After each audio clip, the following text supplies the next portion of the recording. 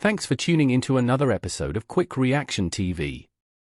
If you're new to the channel, please like, subscribe, and hit the bell for new releases.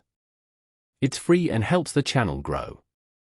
We've got a great selection for you today. Let's get right to it. Quik. The woman's life-giving system, just like the Kundalini, has been represented throughout esoteric imagery. The clasped hands of our prayers are reflections of the only life-bearing sentience we know of in this physical realm. With our clasped hands in prayer, we return to our mother's vulva to commune with the other side from whence we came. The seasons of life on earth all hold their authority over us as we walk through them. Father Time, reimagined as Santa Claus, recounts our deeds through the year, coupled with festivals long discontinued by our earthling family of the past. Christmas time, family time, was once a time of rejoicing in gnosis through plant medicine ceremony. The tree and the lights, yet another symbol for the body and the brain, are all of the electrical impulses that shine throughout our body, that which is the tree of life. Santa's helpers, the little ones, the sprites of vague existence, have always been here, phasing in and out of view. They have always been secretly an expression of the plant medicine itself, the spirit of the medicine. We once sat around in ceremony, giving thanks and praise, but now it's all been diluted into some capitalistic fervor, blurring the true purpose of our seasonal celebrations. Due to our imbalanced world, we've shifted everything and have caused it to rot into a demented shadow of what was. Santa, Father Time, and the little ones are now the patriarchal demiurge, issuing us forth into samsara along with the menacing gray aliens. The mischievous sprites of our past who would once induce us into altered states have now been replaced by the mechanical grays who seek to not give but take. The dark faction made manifest through our imbalance has come to reclaim what it feels we stole, what we misuse, that original power of higher consciousness. As the dark priests call to the grays like beacons of a lighthouse, the grays find us and swarm our institutions, rotting them with false hopes of power and riches. This is a sad tragedy repeated since time immemorial. We live in a world ruled by the imbalanced man and imbalanced woman, swaying to the dogma, the cult, the lust for initiation, rather than the pursuit of gnosis. The knowledge of our Creator and of our ability to transcend our lower forms has been known. The symbol of the Star of David, as they call it, is the conjoining of the dualistic powers, the male and female. The pyramid, the square, the circle, have been symbols that represent the physical world, and to master them is to master this world. The light and dark factions seek the same goal. They simply have different means of doing so. The key has always been to go within, to utilize the body and mind connection. The ladder of Freemasonry is yet another representation of the spinal system of Kundalini. Climb the ladder, reach infinity. Damn! The Vatican ruthlessly suppresses any threats to its narrative control. Throughout history, it has silenced dissenters, banned books, and demonized mystical sects. Even now, moles are planted to infiltrate and disarm subversive influences from within. It is believed amongst many that behind the Black Pope is a demonic non-human force who manipulate the material world. We are not drawing any conclusions because this is a belief that remains inconclusive. However, it is fascinating. If you would like us to delve deeper into that topic in a future video, go ahead and comment below. Furthermore, indigenous cultures with timeless spiritual wisdom have faced the Vatican's wrath, labeling their nature-based faiths as heresies. Jesuits and missionaries ruthlessly wiped out organic spiritual practices. Humanity's mystical connection to the earth had to be severed at the root. Yet their tyrannical reign is breaking down. The Vatican greatly underestimated the power and resilience of the human spirit. Many of those spiritual traditions, like Ifa, survived in South American countries like Brazil, which is a large population of practitioners of Ifa. Indigenous cultures today are reclaiming their sovereignty, spiritual capabilities, and cosmic wisdom. Movements like Ifa, Afa, Yoga, Tantra, and Kemetic spirituality revive African mystic traditions. Shamans hold ancient ceremony and ritual to strengthen collective consciousness. People explore plant medicines to experience higher realities and inner divinity. We are in an awakening. The Vatican's worst fears are coming to pass as indigenous cultures open portals to forgotten mystical knowledge. Humanity is rediscovering capacities to traverse dimensions, manifest reality, commune with spirit guides, and unlock the mind's latent powers. As consciousness continues to rapidly evolve, we re-embrace divine truths the Vatican tried to eradicate and realize our destiny is unity, not division. What do you think? Does this seem far-fetched to you? Yeah, her, whoever she is, I love her already. In case you've never heard of that name before, Caesar Borgia was an Italian mobster and captain in the papal military during the 1500s. He was also the son of Pope Alexander VI of Rome. Now, in an effort to keep black slaves oppressed so they could sustain their rulership in Rome, Pope Alexander hired Leonardo da Vinci and Michelangelo to paint all of the images of the Black Christ in Europe into images of his son, Caesar Borgia. So the Vatican has given us and every other religion a white Jesus, Caesar. Here's the Pope praying to a black Mother Mary and a black baby Jesus. You have to start thinking and asking yourself, why would they do this to you? What is their agenda? Just another image of the Pope kneeling before Mother Mary and baby Jesus, who are obviously not white. I understand waking up from the Matrix is not an easy thing to do. We've been lied to our entire life. We've been psyoped and misled about everything. Every book has been rewritten. Every painting has been repainted. Things have been buried. Things have been moved. All in an effort to deceive us. It is truly my belief that Tartaria was the 1,000-year reign of Christ. And it's been covered up, never talked about, and it's just now coming out because, as the Bible says, there's nothing that is buried that will not be uncovered. The truth is coming out slowly, but we're starting to get more and more puzzle pieces of the timeline that we're living in right now. Satan didn't want us to know the timeline we were in. He wanted us to think that we were heading into destruction and evil, where that's their end game. We, the meek of the earth, are about to inherit it because the new heaven and the new earth are coming in. There's a Christ consciousness that's coming in, causing an awakening on a massive scale around the whole world.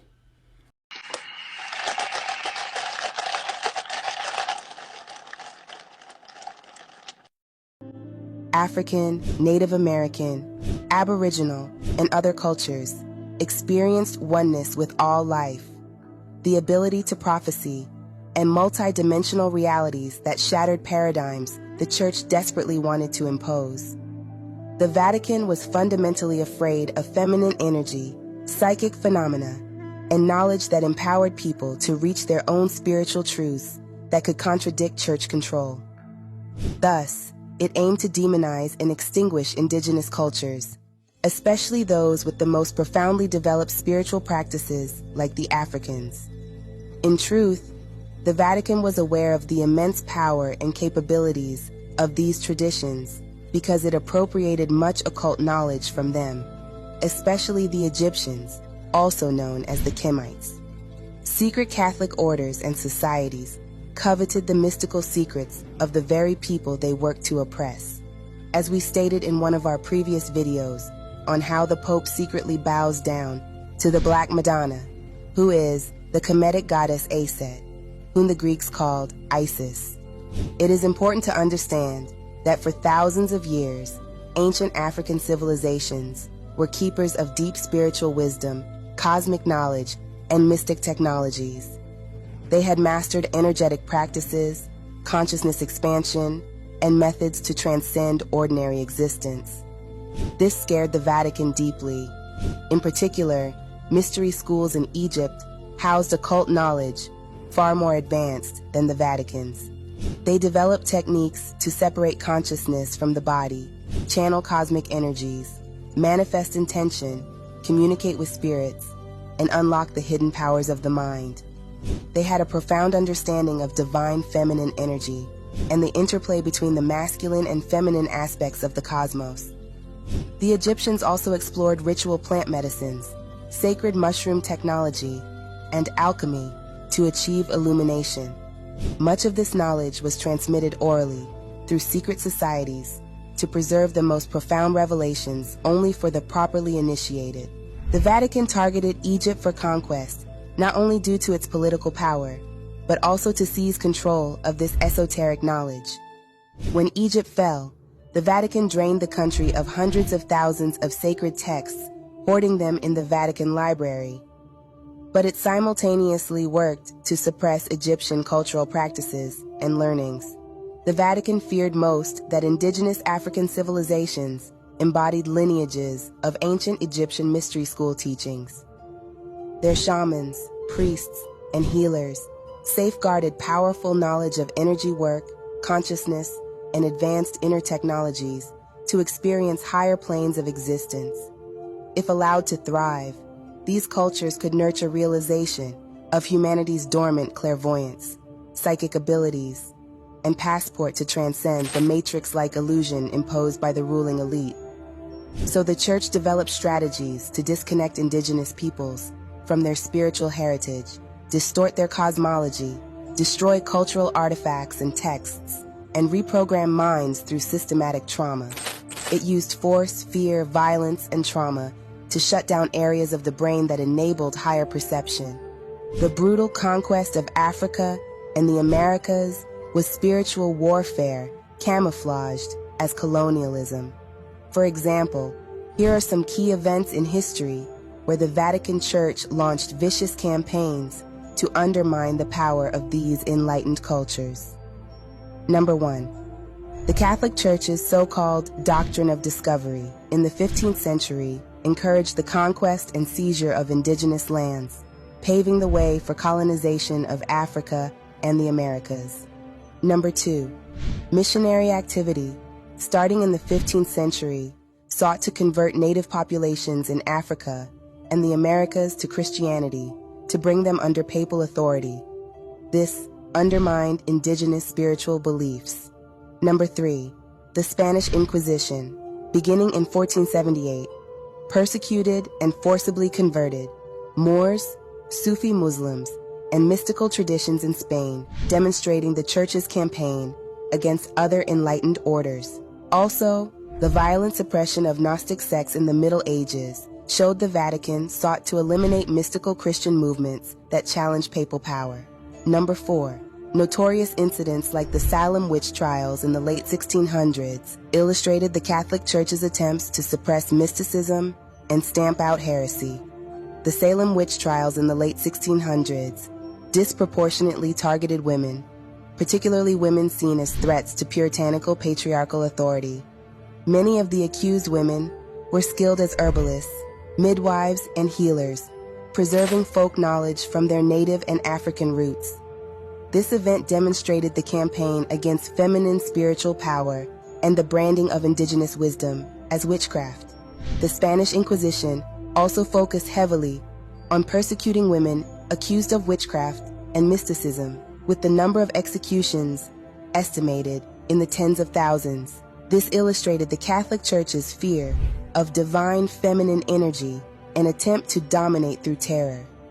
Although there were European women killed and burned at the stake during the witch hunts, mainstream history has failed to mention there were hundreds, maybe thousands of African women killed as witches in Europe's witch hunts. These indigenous women of African descent, sometimes referred to as Moors, were the influencers and teachers of those European women whom were also called witches. The Vatican's efforts to specifically stamp out folk magic and earth-based spirituality was ruthless, and this cult of Rome ruthlessly targeted anyone who openly accepted the arcane sciences of the Moors, regardless of the race. The demonization of their practices served to disconnect people from ancestral wisdom traditions. The slave trade. The slave trade amplified this agenda by abducting millions of Africans with high levels of spiritual prowess. They were beaten, chained, and terrorized to shut down their connection to ancestors and access to cosmic consciousness.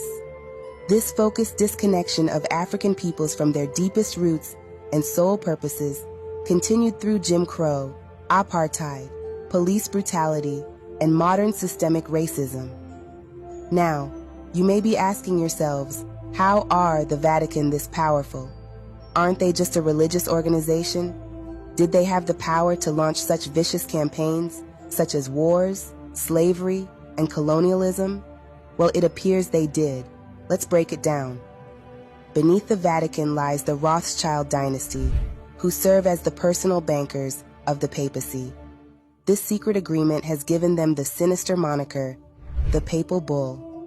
Under this cloud of secrecy, the Rothschilds manage the vast wealth of the Vatican, ensuring that this powerful religious institution continues to exert its influence on a global scale. This unholy alliance between the Rothschilds and the Vatican represents a fusion of financial and spiritual power that has been kept hidden from the masses. Through this union, they control not only the flow of money, but also the narrative that guides the faith of billions. The Rothschilds are given free rein to manipulate markets, instigate wars, and sway politics to align with Vatican aims. Yet, they remain subordinate servants, for their true power lies not in riches, but in maintaining the illusion of monetary control. Behind the curtain, the Vatican pulls their strings as the spiritual controller of over 1 billion faithful. With an arsenal of religious indoctrination at its disposal, the Vatican exerts invisible rule over masses. The Rothschilds provide a financial front to conceal the Vatican's true reach. Ultimately, it is not money, but man's soul where true power lies. The Vatican and the Jesuit order sit atop the pyramid of power, pulling the strings of the global elite. For centuries, their tentacles reached into monarchies, governments, banks, corporations, and intelligence agencies. At the core is the secret society of the Illuminati, founded long ago. Their agents have infiltrated the highest levels of society. For many centuries, the Vatican used religion to keep the masses docile and distracted. The Pope is merely a puppet of a greater Pope, known as the Black Pope. The Black Pope is the superior general of the Jesuits. He is called the Black Pope because he wears a black robe. The Jesuits are the Vatican's agents, intelligence gatherers, and enforcers. Their true power remains hidden behind a cloak of piety and charity. To maintain spiritual dominance, the Vatican ruthlessly suppresses any threats to its... Oh, man. Damn. New discoveries have been made about our DNA. Amazing discoveries from the Russians explain many paranormal phenomena that have been happening. Now, Russian scientists reprogrammed DNA with words and frequencies. Genetics have finally revealed mysterious phenomenon like clairvoyance, intuition, healing, supernatural light, and so on. Now, this discovery was made by Russian scientists who dared to enter DNA that Western researchers wouldn't or couldn't explore. Western scientists have basically limited their research to 10% of the DNA, which is partly responsible for production of proteins. They consider the other 90% basically just junk DNA or waste. On the other hand, a group of Russian scientists, led by a biophysicist and a molecular biologist, have decided that such a large part of the DNA can only contain valuable information. To explore this mystery of this unknown continent, they teamed up with a linguist and some geneticists to carry out unusual study tests that affect the vibrations and words on the human DNA. They found some totally unexpected data. The data is stored in our DNA, the system, the same way that a computer stores its memory. It turns out that our genetic code uses grammar and syntax rules in a way that's very close to human language. They have also discovered that even the basic pair of structures of DNA follow rules of grammar and syntax. It seems that our human languages are just verbalizations of our DNA. Change DNA with words and sentences. The most amazing discovery by a group of scientists is that living human DNA can be altered and reorganized by words and sentences. They discovered changing the DNA with words and sentences is using the right frequency. Using modulated radio frequencies and light frequencies, the Russians were able to influence cell metabolism and even correct genetic errors. Using frequencies and language, this group has archived incredible results. For example, they have succeeded in transferring information schemes from one series of DNA to the other. Eventually, it could even reprogram cells for a different genome without a scalpel, without even a single cut. These are amazing advancements that only confirm what I've already been saying. Words, whether they're positive or they're negative, will have an effect on your DNA. Follow, like, and share for more. Much love. What? I'm out, man. That nigga's tripping.